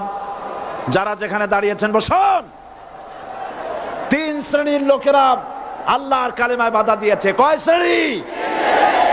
একটা হলো রাষ্ট্রশক্তি, 2 নম্বরে মনে আছে ধনাঢ্য পুঁজিপতির গোষ্ঠী, ওরাও বাধা দিয়েছে। কারণ ইসলামকে বলা হয় পুঁজিবাদের আশ্রয়স্থল। নাউজুবিল্লাহ।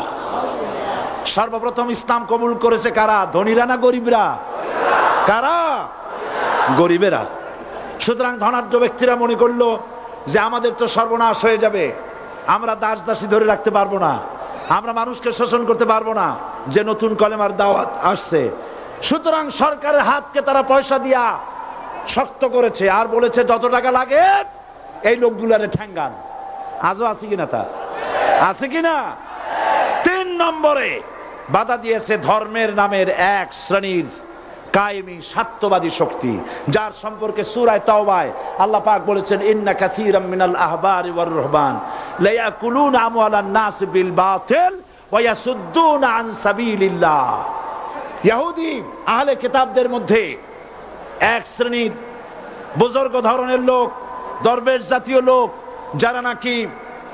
যারা নাকি মানুষের সম্পদকে বাতিল পন্থায় ভক্ষণ করে, ওয়ায়াসুদ্দুনা আন সাবিলিল্লাহ, এবং আল্লাহর রাস্তায় চলার জন্য মানুষকে বাধা প্রদান করে।